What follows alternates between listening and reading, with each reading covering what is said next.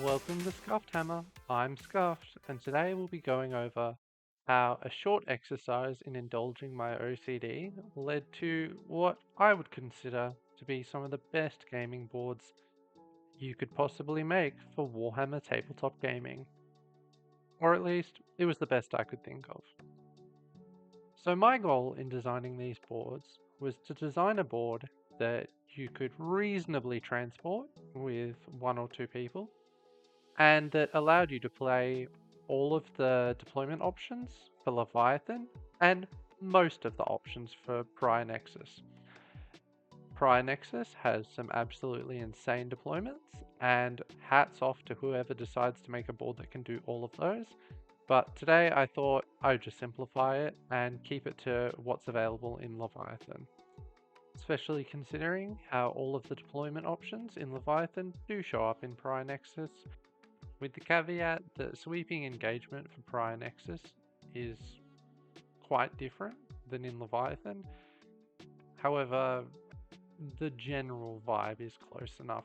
So this means today we'll be designing a board that has Crucible of Battle, Dawn of War, Hammer and Anvil, Search and Destroy, and sweeping engagement available for us. So what you're seeing here is a scaled down version of the boards by a factor of 10. So this ended up being a completely personal decision where I decided to have Sweeping Edge and Hammer and Anvil on side 2 here, with Crucible of Battle, Dawn of War, and Search and Destroy on side 1. I felt like this gave a pretty good balance of having all deployment options available without the boards being too overly cluttered. Doing the deployment zones is kind of the easier aspect, as for most of the time you're merely drawing lines from two set points. Where it gets a bit trickier is doing the objective markers. Luckily, there's a little bit of overlap. So here on side 2, Hammer and Anvil and Sweeping Engagement will share a center objective.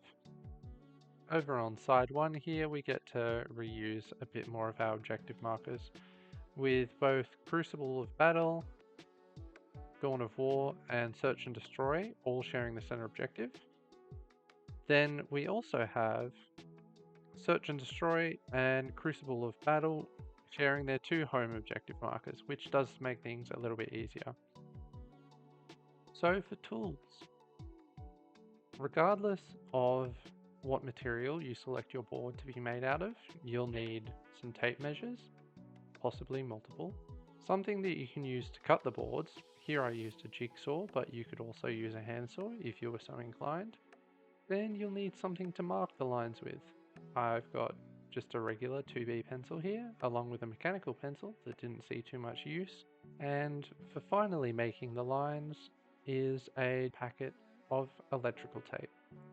I found electrical tape to pretty well balance between cost and effectiveness.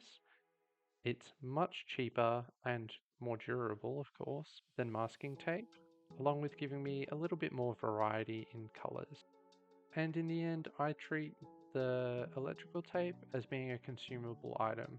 I get with moving everything around all the time, it will get scuffed and might need replacing, so at least with replacing electrical tape, it's going to be a lot cheaper than some of your other options.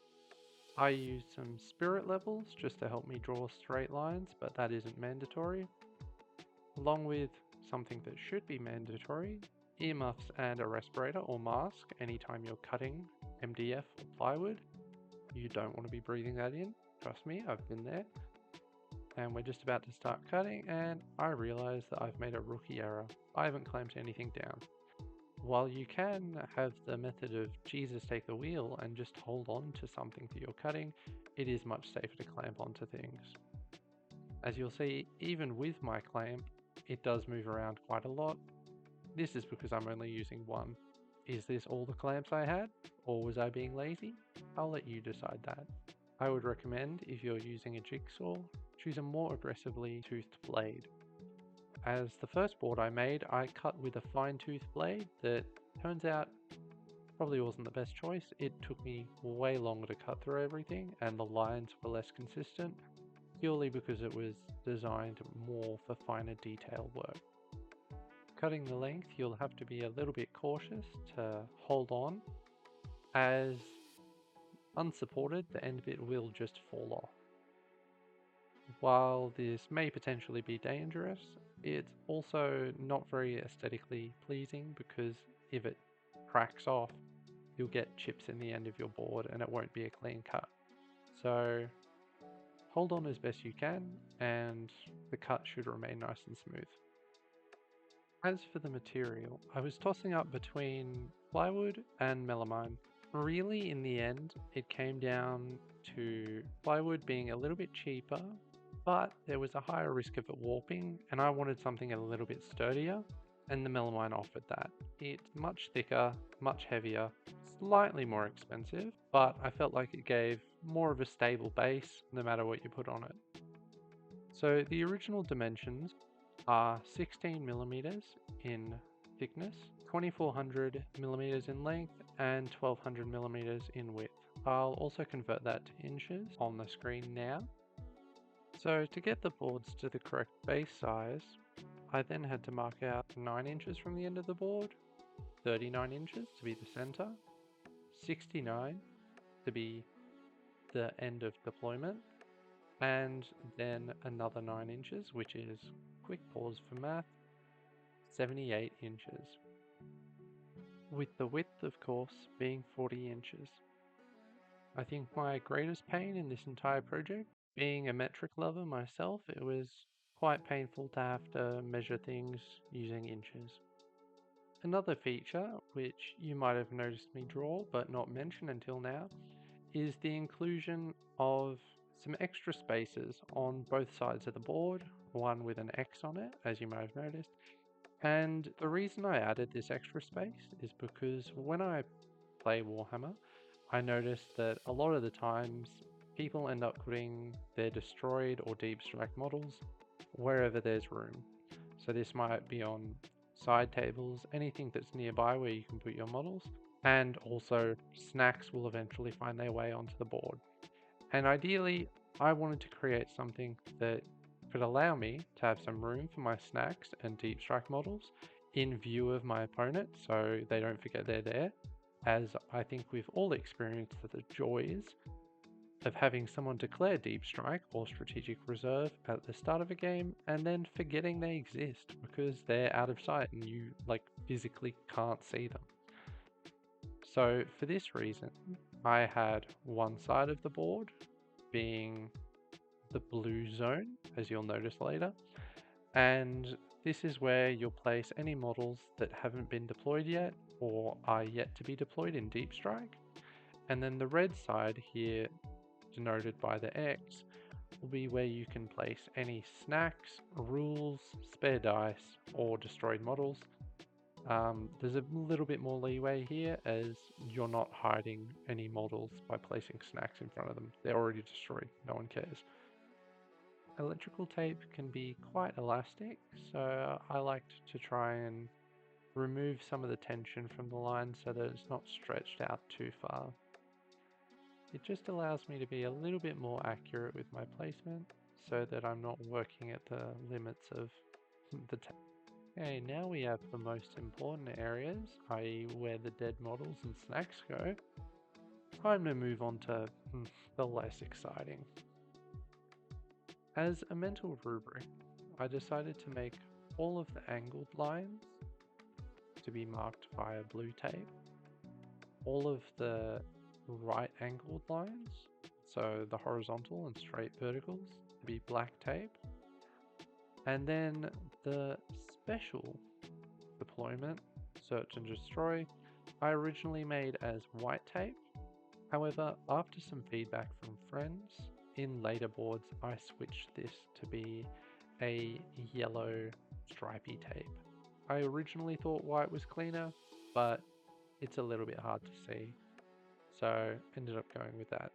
But of course, choose whatever colors your heart desires. And all of the deployment zones I'm going to have the edge of the deployment zone be the outside edge of the tape, looking from the deployment zone outwards. And here we get to do the fun circle in the middle. So to start off with, I drew 9-inch markers from the center to denote the edges of the circle. And then I'll come around later with a piece of string and a pin. I've also used a nail to hold it in place or a drill bit, just hammered right in there.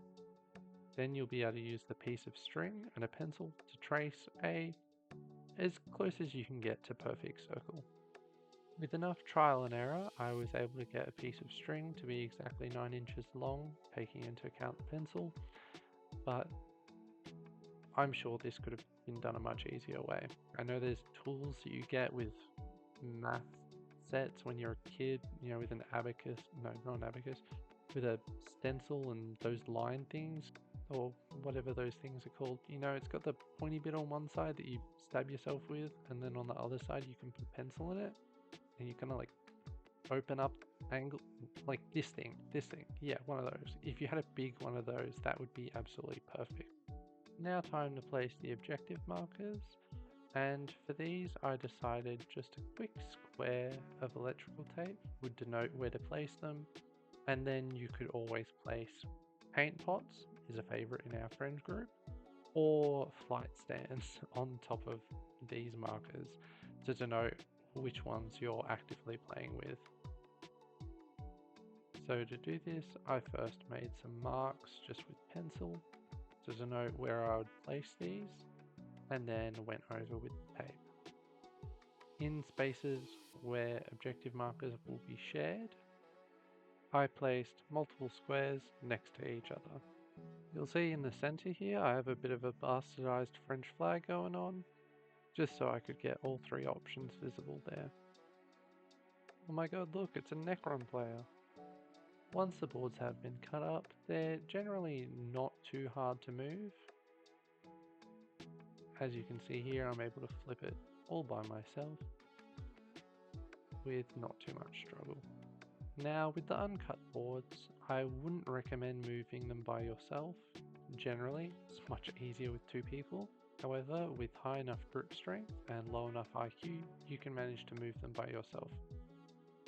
It wouldn't be recommended though. So the original impetus for making these boards was I wanted something more convenient, of course, because setting up the deployment zones and the objective markers and everything took up a decent chunk of the actual gaming time. And so you'd spend 15-20 minutes just setting up the deployments and the objective markers. And I felt like that could be streamlined a little bit. Also, I don't know about anyone else, but personally in my group, we never played Search and Destroy. Just having the circle center objective was way too hard to set up every time, using as dice as our lines as we would. So we just never played this deployment option, and that's kind of sad because it's such a cool deployment option that I wanted to give it a go. So I figured, let's do it properly.